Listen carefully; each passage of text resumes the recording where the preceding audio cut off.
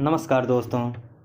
पिछले एपिसोड में हमने देखा कि आज न्यायिक व्यवस्था के सबसे अहम फैसले केशवानंद भारती मामले में जाना। आज की कहानी को अगली कड़ी की नागरिकों के हित में न्यायिक की बेहद अहम फैसले देखा जा सकता है, जिसे एडीएम जबलपुर के नाम से जाना गया, जो कि 1976 में आया था।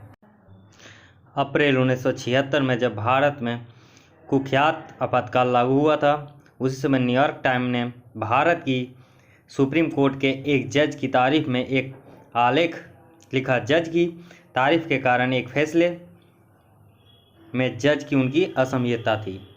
फ्रेडिंग होम इन इंडिया शीर्षक से प्रकाशित आलेख में जस्टिस HR खन्ना की तारीफ उनके द्वारा एडीएम जबलपुर बनाम शिवकांत शुक्ला 1976 के मामले में दर्ज उनकी असमयताओं के कारण हुई थी।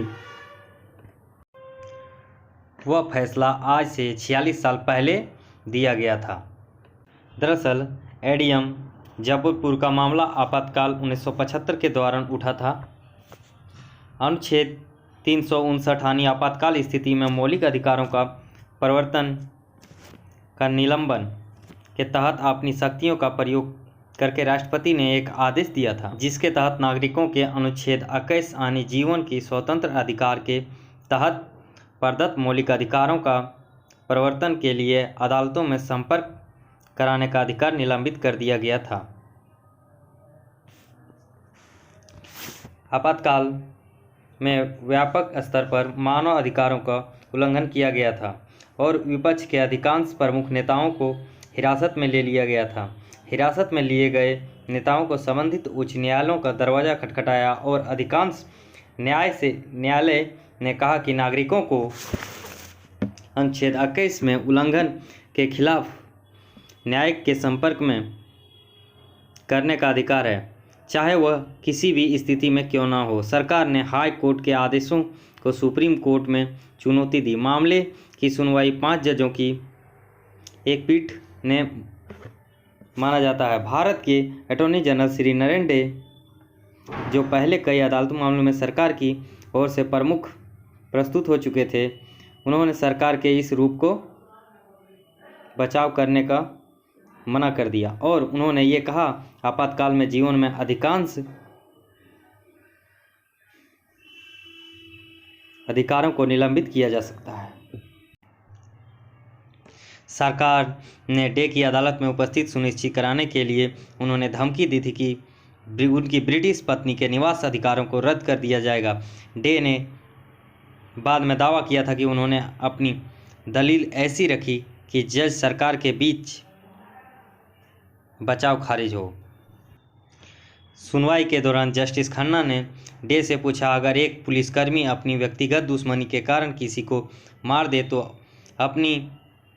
आपकी दलीलों के मुताबिक क्या आपको ऐसी स्थिति के लिए कोई कानून उपचार मौजूद है आपके पास? डे ने जवाब दिया, जब आपातकाल में मौजूद है, ऐसे मामले के लिए कोई न्यायिक उपचार नहीं है। तो क्यों नहीं है न्यायिक उपचार? उन्होंने आगे कहा कि ये आपकी अंतरात्मा को झटका दे सकती है और मेरी अंतरात्मा को झटका दे सकती है, लेकिन ऐसे मामलों में न्यायालय में कोई कार्यवाही नहीं की जा सकती है। ऐसा माना जाता है कि डे के तर्क ने दिया था कि आपातकाल के दौरान जब जज की मौजूदगी में भी ये व्यक्ति की सुरक्षा बल मार दे, वही भी कुछ नहीं कर सकता। 4-1 से न्यायाधीशों ने यह माना कि राष्ट्रपति के आदेश की रोशनी में आपातकाल की स्थिति में नागरिकों को अपने मौलिक अधिकारों के उल्लंघन की स्थिति में न्यायिक के संपर्क में कराने का अधिकार नहीं है। इस केस के पटकथ तक शुरू हो गई जब इंदिरा गांधी ने सरकार से 25 जून 1975 को इमरजेंसी के दौरान नागरिकों के मौलिक अधिकारों की स्थगित कर दिया गया।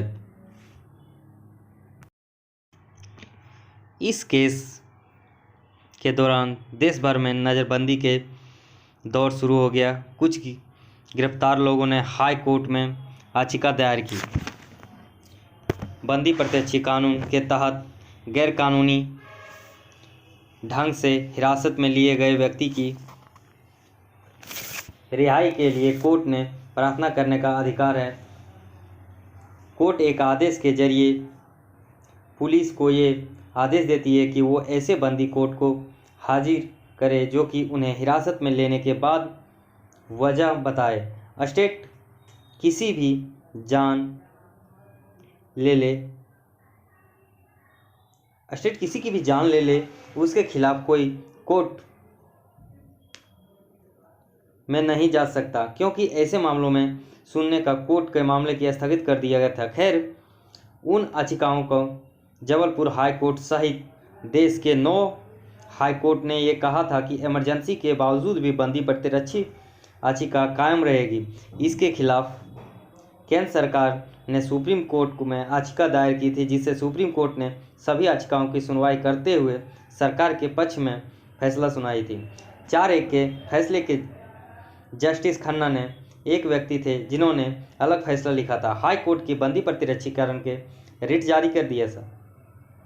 यह संविधान का अभिन्न अंग है। संविधान में किसी भी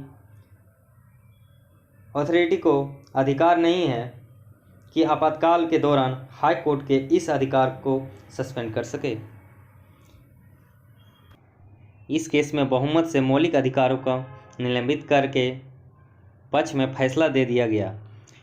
उस बेंच के सदस्य थे chief justice A.N. Ray, justice H.R. Khanna, M.H. Beg, Y.V. Chandrachud और P.N. भगवती।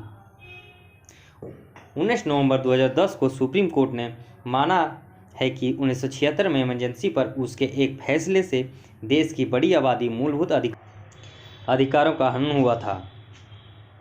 5 जजों की पीठ की ओर से 4-1 के पारित आदेश में जिस मात्रा पर जज ने ये अपनी असहमति रखी, वह जज जस्टिस H.R. खन्ना थे। उन्होंने माना था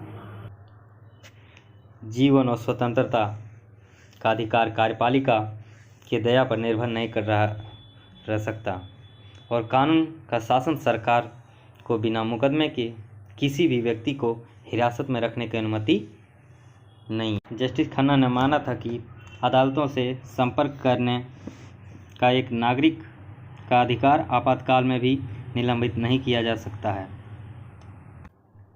श्रीमती इंदिरा गांधी का शासन सरकार के खिलाफ किसी भी विरोध का कुचलने के लिए जाना जाता था। 1973 में उनकी सरकार ने भारत के मुख्य न्यायाधीश की नियुक्ति से संबंधित वरिष्ठता परंपरा को भंग कर दिया था।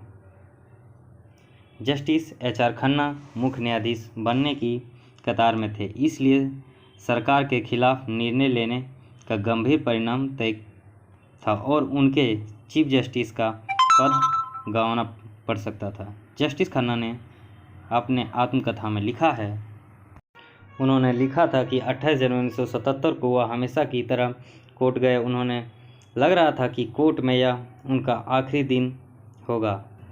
रेडियो पर शाम 5 बजे उन्होंने जस्टिस M.H. बेग को चीफ जस्टिस नियुक्ति कर दिए जाने की खबर सुनी। उन्होंने तुरंत राष्ट्रपति को अपना त्यागपत्र भेज दिया।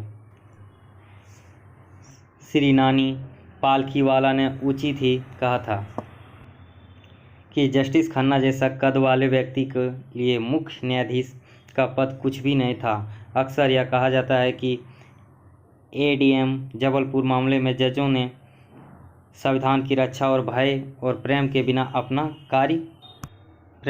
अपना कर्तव्य निभाते हुए संवैधानिक शपथ का त्याग दे दिया था। वर्षों बाद ADM जबलपुर अपने फैसले पर खेद जताते हुए उसी बेंच के एक जज ने कहा था कि आपातकाल एक भयावह दौर था और हर कोई डर गया था और H.R. खन्ना ने इसका फैसला लिया। एकमात्र जज जिन्होंने भय का पक्ष को अपने संवैधानिक शपथ के रास्ते नहीं आने दिया वह थे महान न्यायमूर्ति H.R. खन्ना, जिन्होंने इसका सामना किया। न्यूयॉर्क टाइम ने उचित ही लिखा था कि यदि भारत लोकतंत्र के रास्ते पर दोबारा लौटा तो निश्चित रूप से न्यायमूर्ति H.R. खन्ना के लिए स्मारक बन गया। जय हिंद। इस तरह के वीडियो को देखने के लिए लाइक, शेयर और